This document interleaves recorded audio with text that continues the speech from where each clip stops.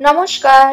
দেশে প্রবাসে অনুভূতির নতুন একটা ব্লগে আপনাদের সকলকে অনেক অনেক স্বাগত। আশা করছি আপনাদের দিন খুব ভালোভাবে কাটছে, আমরাও বেশ এখানে কুশল মঙ্গলে আছি। আপনারা হয়তো সকলেই জানেন যে আমরা যেহেতু হায়দ্রাবাদে থাকি আর এখানে গণেশ পুজো খুব বড় করে হয়।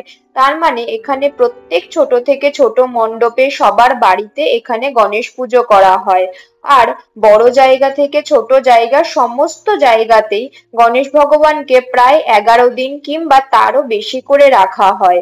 তাই গত সপ্তাহে শনিবার দিন মোটামুটি সমস্ত গণেশ ঠাকুরের নিমজ্জন হয়ে গিয়েছিল। আর কাল যেহেতু চন্দ্রগ্রহণ ছিল, সেহেতু কাল কোনোটা আর নিমজ্জনের জন্য বাঁচিয়ে রাখা হয়নি। তাই আমরাও বেরিয়ে পড়েছিলাম কালকে স্বর্ণগিরি মন্দির যাবার উদ্দেশ্যে। গণেশ পুজোর জন্য যেহেতু সমস্ত রাস্তাতে নো এন্ট্রি করে দিয়েছিল, মানে সমস্ত যানবাহন অনেকটা ঘুরে ঘুরে যাচ্ছিল আসলে। কেন কি গণেশ ভগবান এত বড় বড় এখানে সব নিমজ্জনের জন্য বেরিয়েছিল, যদি যানবাহন স্বাভাবিকভাবে চলতো তাহলে আরো কিছুটা ট্রাফিকে টাইম চলে যেত। সেই জন্য গতকাল আমরা বেরিয়েছিলাম। শনিবার দিন ভেবেছিলাম বেরোবো, কিন্তু শনিবার দিন ওই পরিস্থিতির জন্য আর বেরিয়ে হয়ে ওঠা হয়নি। তাই ভাবলাম রবিবার দিন ঘরে বসে না থেকে বরঞ্চ আমরা স্বর্ণগিরি মন্দিরটা ঘুরে আসি। সবাই বলেছে আমরা এখানে আসার পরে যে যদি সময় করে উঠতে পারি যেন এটা ঘুরে আসি। কেন কি হায়দ্রাবাদ থেকে স্বর্ণগিরি মন্দিরের দূরত্ব খুব একটা বেশি না, ওই 50 কিলোমিটার মতন। সেই জন্য আমরা একটু দুপুর দুপুর বেলা করে বেরিয়ে গিয়েছিলাম। আমরা যদিও ম্যাপে আগে দেখিয়ে নিয়েছিলাম, ম্যাপে আমাদেরকে বলেছিল ওই 1 ঘন্টা কি 1.25 ঘন্টা মতন লাগবে, কিন্তু রাস্তায় কাল ট্রাফিক এত বেশি ছিল যে যেতে অনেকটা সময় লেগে গিয়েছিল, প্রায় 1.5 ঘন্টা মতন। তো তখন অনেকটাই সন্ধ্যা নেমে এসেছিল। আর হায়দ্রাবাদের আবহাওয়া সে আর কি বলবো, বর্ষাকাল মানে এখানে যখন তখন বর্ষা চলে আসে। একটু আগেই দেখবেন এখানে সুন্দর রৌদ্রোজ্জ্বল আবহাওয়া, হঠাৎ করে বৃষ্টি নেমে আসবে। দেখছেন আকাশটা কিরকম করে মেঘে ছেয়ে গেছে, মনে হচ্ছে যখন তখন যেন বৃষ্টি ঝুপ করে নেমে আসবে আর এসে যেন ভিজিয়ে দেবে। সেই জন্য আমরা একটু চিন্তাও করছিলাম, কিন্তু ঠাকুরের আশীর্বাদে একটুও বৃষ্টি হয়নি আর আমাদের যেতে কোনো অসুবিধাও হয়নি। এমনকি আমরা খুব ভালোভাবে ফিরেও আসতে পেরেছিলাম। যে সময়ে আমাদের পৌঁছানোর কথা ছিল সেই সময়ে আমরা কেবলমাত্র অর্ধেক রাস্তা এসে পৌঁছাতে পেরেছিলাম। সেই জন্য আমাদের আস্তে আস্তে একটু যেন খিদেও পেয়ে গেছিল, আর সঙ্গে যে জলটুকু নিয়েছিলাম সেটিও শেষ হয়ে গিয়েছিল। সেই জন্য আমার হাজবেন্ড বলল যে একটু পাশে কোথাও দাঁড়িয়ে হালকা ফুলকা কিছু স্ন্যাক্স খেয়ে নি আর একটা জলের বোতলও আমরা কিনে নিই। সেই জন্য ভাবলাম তাহলে একটু দাঁড়িয়ে যাই। আর রাস্তার পাশেই এখানে এরকম স্ন্যাক্স এর দোকান প্রায়ই পাওয়া যায়, যেগুলোতে ধোসা, ইডলি, বড়া এগুলো পাওয়া যায়। তো আমি বললাম তাহলে আমি একটা ধোসা খাবো, আর হাজবেন্ড নিয়েছিল একটা ইডলি আর মেদু বড়া। আর এতক্ষণ ধরে যেহেতু আমরা সবটা রাস্তায় বাইকে করে আসছিলাম, সেই জন্য তারও খুব কষ্টও হচ্ছিল। সেই জন্য আমিও বললাম তুমি কিছুটা নেমে বরঞ্চ এদিকে ওদিকে পায়চারি করে নাও, আর ততক্ষণ আমরা কিছু স্ন্যাক্সও খেয়ে নিই। আমরা স্ন্যাক্স খেয়ে নিতে নিতে কিরকম ঝুপ করে যেন অন্ধকারটিও নেমে পড়লো। বেশিক্ষণ আমরা দাঁড়িয়েছিলাম না, ওই ধরুন 15 থেকে 20 মিনিট, তার মধ্যে অন্ধকার হয়ে গেল। তো আমরা শুনে নিয়েছিলাম তখন ওই দাদাটির কাছ থেকে, যে বলল যে আর বেশিক্ষণ রাস্তা না, আপনাদের হয়তো আর আধ ঘন্টা লাগবে। এই যে আপনারা টোল ট্যাক্সটি দেখছেন, এই টোল ট্যাক্স থেকে আর 14 কিলোমিটার, এর পরেই আমরা পৌঁছে যাব। 14 কিলোমিটারের অ্যাকচুয়ালি একটা ফ্লাইওভার আছে, এই ফ্লাইওভারটা ধরে গেলেই আমরা স্বর্ণগিরি মন্দিরে পৌঁছে যাব। দেখছেন দূরে কি সুন্দর আলোয় ঝলমল করছে মন্দিরটি। আমি ভেবেছিলাম যে আপনাদের সঙ্গে হয়তো ভালোভাবে আরো শেয়ার করতে পারবো দূর থেকে দৃশ্যটি, কিন্তু কি বলবো বলুন, যেতে যেতে আমাদের পুরো সন্ধ্যা হয়ে গেল, সেহেতু আর খুব একটা ভালো করে আমি আপনাদের সঙ্গে দেখিয়ে উঠে পারলাম না। এই যে প্রায় আমরা পৌঁছেই গেছিলাম মন্দিরে, আর এখান থেকে আর 800 থেকে 900 মিটার গেলেই মন্দিরের মুখ্য প্রবেশ। এই স্বর্ণগিরি মন্দিরটি মূলত ভারতের তেলেঙ্গানা রাজ্যে অবস্থিত। তেলেঙ্গানা রাজ্যের একটা ছোট জেলা আছে ভুবনগিরি, সেখানে মানেপল্লী পর্বতের উপরেই এটা অবস্থিত। এই মন্দিরের মূল ভাগে পুজো করা হয় ভগবান বিষ্ণুকে, মানে ভগবান বিষ্ণুর একজন অবতার ভগবান ভেঙ্কটেশ্বর, তাকে এখানে পুজো করা হয়। তবে এই মন্দিরটি তার সুন্দর আধ্যাত্মিক পরিবেশ আর সুন্দর স্থাপত্যের নিদর্শন হিসাবেও বেশ পরিচিত। যারাই তেলেঙ্গানা কিংবা হায়দ্রাবাদ কিংবা অন্ধ্রপ্রদেশ ঘুরতে আসেন তারা অবশ্যই স্বর্ণগিরি মন্দির একবার হলেও দেখে যাওয়ার চেষ্টা করেন। কেন কি এখানে ভগবান বিষ্ণু ছাড়াও গণেশ ভগবান, হনুমান, রাম ভগবান সবারই মূলত পূজা করা হয়। আমরা প্রায় পৌঁছে গিয়েছিলাম স্বর্ণগিরি মন্দিরে। দেখতে পাচ্ছেন আমি যে আগেই বললাম এটা একটা স্থাপত্যের সুন্দর নিদর্শন, তার পরিচিতি পাওয়া যাচ্ছে এর প্রবেশদ্বার দিয়ে। প্রবেশদ্বারটিতে রামানুজ ভগবানেরও এখানে মূর্তি স্থাপন করা আছে। মন্দিরটিতে জুতো বলুন, গাড়ি বলুন, এগুলো ভালো করে রাখার এত সুব্যবস্থা আছে সেটা বলাই বাহুল্য। আপনি যদি 4 চাকা নিয়ে যান তাহলে সেটাকে 40 টাকা দিয়ে পার্ক করতে হবে, আর যদি 2 চাকা মানে বাইক নিয়ে যান তাহলে 20 টাকা দিয়ে পার্ক করে আপনি যতক্ষণ ইচ্ছা মন্দিরের বাইরে কিংবা ভেতরে অবশ্যই থাকতে পারবেন। স্বর্ণগিরি এই কথাটার মানে হলো সোনার পাহাড়। পুরাণে কথিত আছে বিখ্যাত ব্যবসায়ী শ্রীমান মানেপাল্লী রামারাওয়ের স্ত্রী শ্রীমতী বিজয়ালক্ষ্মীর একটা ভীষণ কঠিন রোগ হয়েছিল। সেই কঠিন রোগের থেকে তিনি মুক্তি পেয়েছিলেন এই মন্দিরের জল গায়ে পড়ার পরেই। সেই জন্য এই মন্দির বিষ্ণু ভগবানের উপরেই উৎসর্গ করে বানানো হয়েছিল। দেখতে পাচ্ছেন এখানে জুতো রাখারও জন্য কত সুন্দর সুব্যবস্থা করে দেওয়া হয়েছে। মন্দিরে ঢোকার মুখে বিষ্ণু ভগবানের দুটো পায়ের স্ট্যাচু করে এখানে রাখা হয়েছে, সেটাকে আমরা প্রণাম জানিয়ে তবে আমরা মন্দিরে ঢুকে যাব। এই মন্দিরটি খুলে যায় সেই ভোরবেলা 5টার সময় আর রাত্রিবেলা বন্ধ হয় 9টার সময়। শুধুমাত্র দুপুরবেলা 12টা থেকে 1:30টা পর্যন্ত মন্দিরটি বন্ধ থাকে। তবে মন্দিরের কিছু নিয়ম আছে যেগুলো সবাইকে মানতে হয়। কেন কি এই মন্দিরে যদি আপনি দর্শন করতে চান তবে অবশ্যই শাড়ি কিংবা চুড়িদার কিংবা লেহেঙ্গা আপনি পরতে পারেন। মানে ধরুন আপনি ঐতিহ্যবাহী যে কোনো ড্রেস এখানে পরতে পারবেন, আর ছেলেরা চাইলে শার্ট প্যান্ট পরতে পারেন। হাফ কোনো জিনিস কিংবা পা দেখা যায় এরকম কোনো জিনিস এখানে এরা পরে ঢুকতে দেয় না। আর মন্দিরে ঢুকতে ঢুকতে এরকম সিঁড়ির সাইডে সাইডে রামানুজ, রাম ভগবান আর এছাড়াও আরো বিভিন্ন বিগ্রহের মূর্তি স্থাপন করা আছে, যেগুলো দেখতে দেখতে ঢুকলে সত্যি মনটাও যেন আধ্যাত্মিক রূপে একদম সেইখানেই বিলীন হয়ে যায়। এই যে চূড়াটি দেখা যাচ্ছে এই চূড়াটি হলো মূল মন্দির। এই মূল মন্দিরের ভেতরেই আর মোবাইল ফোন কিংবা চামড়ার জিনিস এরা অ্যালাউ করে না। এছাড়া বাকি সমস্ত মন্দির আপনারা ঘুরে দেখতে পারেন। চলুন মন্দিরটা একবার ভালো করে ঘুরে দেখে নি, তারপরে মূল মন্দিরের মধ্যে ঢোকা যাবে। এই মন্দিরে ভেঙ্কটেশ্বর ভগবান মানে বিষ্ণু ভগবানের পাশাপাশি গণেশ পুজোও যেমন হয় সেরকম মহাদেবকেও পূজা করা হয়, আবার হনুমানজিকেও পূজা করা হয়। তার সঙ্গে সঙ্গে লক্ষ্মী ঠাকুর আর এছাড়াও বিভিন্ন আরো বিগ্রহেরও পূজা হয়।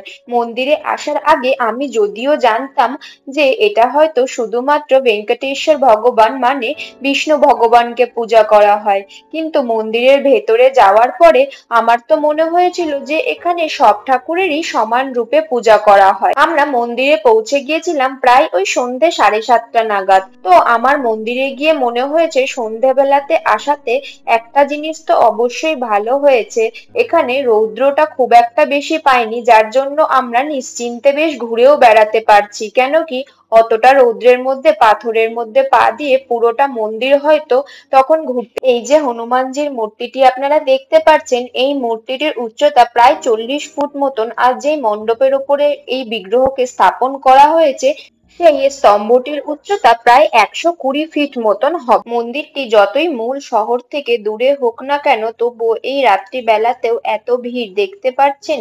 যদিও কালকে ছিল রবিবার, কিন্তু অন্যান্য দিনেও শুনেছি এর থেকে আরো বেশি ভিড় হয়। যেখানে হনুমানজির বিগ্রহকে আপনাদেরকে দেখালাম, আমরা তারই নিচে চলে এসেছিলাম যে হনুমানজির যে ছোট বিগ্রহ আছে ওখানে পুরোহিতের কাছ থেকে আশীর্বাদ নেওয়ার জন্য আর ঠাকুরকে প্রণাম করার জন্য। ছোট বিগ্রহটিও এত সুন্দর যে কিছুতেই আমি চোখ ফেরাতেই পারছিলাম না। দুটো বিগ্রহ যেন অবিকল একই রকমের। আর ঠিক তার পাশেই এই যে একটা বড় বেশ ঘন্টা আছে, যে ঘন্টাটি আরতির সময়, মন্দির বন্ধ করার সময় আর মন্দির খোলার সময় এখানে বাজানো হয়ে থাকে। চলুন এবার মন্দিরের অন্য প্রান্তে গিয়ে দেখে আসি যে সেখানে আরো কি কি আছে। দেখতে পাচ্ছেন কি সুন্দর মাঝে মধ্যে এরকম দুটো একটা করে ফোয়ারাও করা আছে। সত্যি এই মন্দিরের চারিদিক দেখে যেন প্রাণ মন সব ভরে যাচ্ছে। মন্দিরের পরিবেশটি এত মনোরম আর চারিদিকে এত রকম বিগ্রহ দিয়ে ঘেরা যে মন্দিরটিকে এসে যেন মন প্রাণ একদম শান্ত হয়ে যায়। এই যে পঞ্চমুখী সাপের সঙ্গে বিষ্ণু ভগবানের অবতারকে রাখা হয়েছে, ঠিক তার ওপরেই আবার তাকিয়ে দেখলাম একজন রাধাকৃষ্ণের মূর্তিও রাখা রয়েছে। এই মন্দিরটিতে সেদিন হয়তো কারোর বিয়ে কিংবা অন্য কোনো কিছুর নিমন্ত্রণ পত্র দেওয়ার ছিল, সেই জন্য এরকম করে আরতি করে ঠাকুরকে নিয়ে যাওয়া হচ্ছে। সত্যি দেখে একদম মনটা খুব ভালোভাবে ভরে গেল। মন্দিরের পূজারীও এত সুন্দর পুজো করেছিলেন আর মন্ত্র বলছিলেন যে শুনে মনটা সত্যি একদম ভরে গেল। এই স্বর্ণগিরি মন্দিরের আরেকটি নাম হলো ইয়াদাগিরি তিরুমালা দেবস্থানম। এই স্বর্ণগিরি মন্দিরটি মূলত শোনা যায় 2018 সালে তৈরির কাজ শুরু হয়েছিল, কিন্তু এটা শেষ হতে হতে 2024 সাল হয়ে গিয়েছিল। আর তারপরেই দর্শনার্থীদের জন্য এটিকে খুলে দেওয়া হয়েছিল।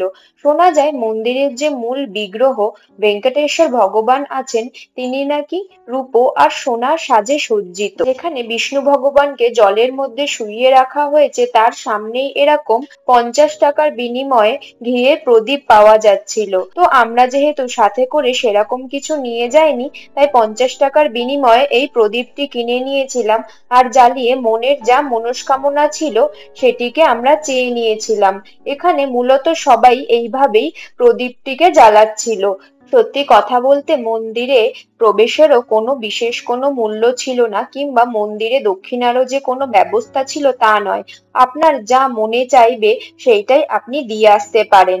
এছাড়া বাধ্যবাধকতা আর কোনো কিছুই ছিল না। আমরা তেলেঙ্গানা আসার পরে দেখেছি তেলেঙ্গানার মানুষ বিষ্ণু ভগবানকে খুব মানেন। সেই জন্য দেখছেন এখানে সবাই পারলেই বিষ্ণু ভগবানের এখানে প্রদীপ জ্বালাচ্ছিল, জ্বালিয়ে সেটাকে উৎসর্গ করছিল তার নামে, আর নিজের রোগ মুক্তির আর পরিবারের কল্যাণের জন্য তারা প্রার্থনা করছিল। সত্যি বলতে আমি এর আগেও অনেকবার অনেকের কাছে শুনেছি যে এরকম জলের মধ্যে পঞ্চমুখী সাপের ওপরে বিষ্ণু ভগবানকে শুইয়ে রাখা হয়েছে।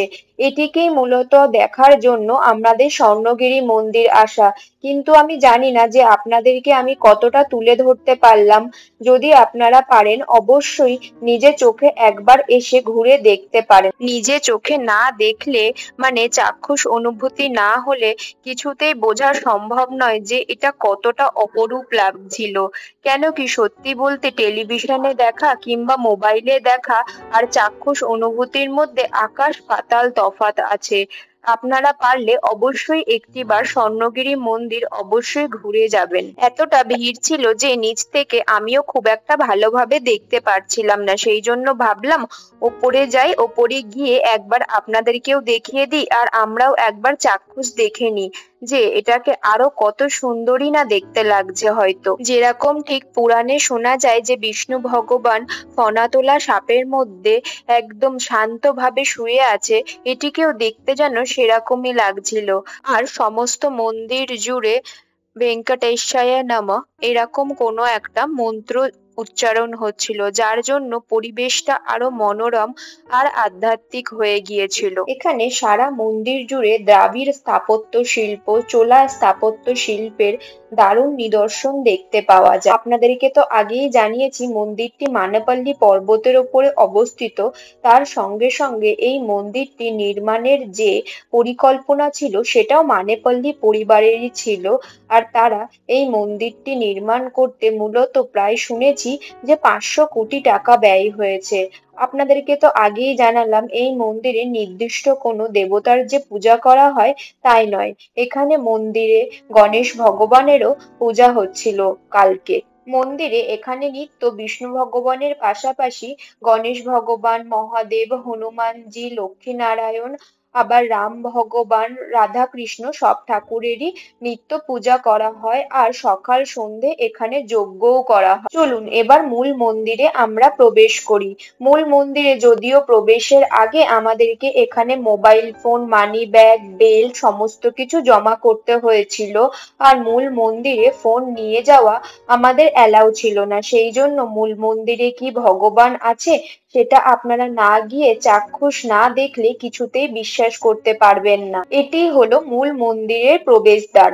আর এই মূল মন্দিরের প্রবেশদ্বারে গিয়ে এর মধ্যে থেকে আর আমি আপনাদেরকে শেয়ার করতে পারলাম না যে ভেতরে আমি কি দেখেছিলাম, যদিও আমি আপনাদেরকে শুধুমাত্র বলতেই পারবো, চাক্ষুষ আপনাদেরকে দেখাতে পারবো না।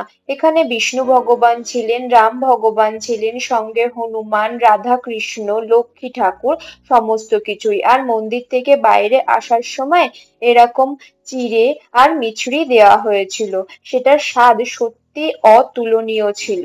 মূল মন্দিরে ঢোকার জন্য নির্দিষ্ট কোনো প্রবেশ মূল্য নেই অ্যাকচুয়ালি, তবে আপনারা চাইলে 50 টাকা দিয়েও টিকিট নিতে পারেন, সেটাতে কিছুটা আগে আপনারা ঢুকতে পারেন। আমরা সেরকম কোনো কিছুই না নিয়ে আমরা মন্দিরে দান করেছিলাম, আর মন্দিরে প্রবেশ মূল্য কিংবা টিকিট কোনো কিছুই নেই। অনেক দূর দূরান্ত থেকে যেহেতু মানুষ আসেন স্বর্ণগিরি মন্দির দেখার জন্য, সেই জন্য মন্দিরের ভেতরেই এরকম একটা থাকার ব্যবস্থা করে দেওয়া হয়েছে।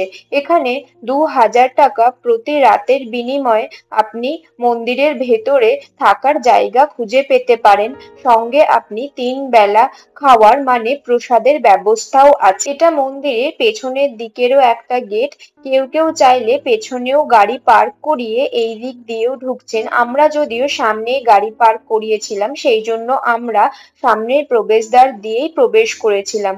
এখানে ভেঙ্কটেশ্বর ভগবান মানে বিষ্ণু ভগবানের একটা মূর্তিও স্থাপন করা হয়েছে। মূর্তিটিকে দেখে আমি মুগ্ধ হয়ে গিয়েছিলাম। দেখুন, আপনাদের জন্য আমি একটা ছোট্ট ক্লিপও শেয়ার করলাম যে সত্যি কি সুন্দর করে মূর্তিটিকে এখানে স্থাপন করা হয়েছে। এই যে এদিকেও প্রবেশের জন্য টিকিট আছে, আর চাইলে আপনারা এখানে বাড়ির জন্য বিভিন্ন রকমের শুকনো প্রসাদ পয়সার বিনিময়ে কিনে নিতে পারে। এখানে পরপর এরকম 4টে টিকিটের কাউন্টার ছিল, আর এছাড়া পেছনের গেটটিতে বিশেষ কোনো কিছুই ছিল না। দূরে সবাই গাড়ি পার্ক করিয়ে ওই যে দূরে প্রবেশদ্বার দেখা যাচ্ছে ওখান থেকে চলে আসছিল, যদিও এদিকটাতে খুব বেশি একটা সিঁড়ি ছিল না, সমস্তটাই র্যাম্প করা ছিল, যার জন্য বয়স্ক কিংবা যদি কেউ অসুস্থ হয়ে থাকেন তিনি যেন পেছনের গেট দিয়ে প্রবেশ করেন। আর এখানে মন্দিরের সমস্ত নিয়ম আর সমস্ত টাইমিং দেওয়া রয়েছে। আপনাদের জন্য আমি ছোট্ট করে এই ভিডিওটি নিয়ে নিয়েছিলাম। মন্দিরটি আমাদের প্রায় পুরো ঘুরে দেখতে 2 ঘন্টা মতন লেগে গিয়েছিল, মানে ওই ধরুন 7টা কি 7:30 মতন নাগাদ আমরা এসেছিলাম, আর মন্দির প্রায় বন্ধ হয়ে যাওয়ার সময়ই আমরা সেখান থেকে বেরিয়ে যাচ্ছিলাম। চলুন তাহলে এবার আস্তে আস্তে বাড়ির দিকে আমরা রওনা দিই, কেন কি আস্তে আস্তে দর্শনার্থীদেরও অনেক ভিড় কম হয়ে গিয়েছে, আর এবার ভগবানকে শয়নেও দিয়ে দেওয়া হবে। আজকের ব্লগটি তাহলে এখানেই শেষ করলাম, আর আগামী দিনে আবার একটা নতুন ব্লগ নিয়ে খুব তাড়াতাড়ি আপনাদের সামনে উপস্থিত হব। ততক্ষণ পর্যন্ত আপনারা সবাই ভগবানের কৃপায় ভালো থাকবেন, সুস্থ থাকবেন আর সাবধানে থাকবেন। আত্মীয় পরিজনদের নিয়ে খুব সুখে আর শান্তিতে আপনাদের দিন যাপন করবেন। যদি কেউ অন্ধ্রপ্রদেশ, হায়দ্রাবাদ কিংবা তেলেঙ্গানা ঘুরতে আসছেন, তাহলে অবশ্যই একবার পারলে স্বর্ণগিরি মন্দির ঘুরে দেখতে পারেন। আর আমার চ্যানেলের ভিডিওগুলি যদি আপনাদের ভালো লেগে থাকে, তাহলে অবশ্যই চ্যানেলটিকে সাবস্ক্রাইব করে অবশ্যই ভিডিওগুলিতে একটু লাইক, কমেন্ট আর শেয়ার করে দেবেন। তাহলে আমি আরো নতুন নতুন জায়গা ঘুরে আপনাদের সঙ্গে শেয়ার করার উৎসাহ খুঁজে পাবো।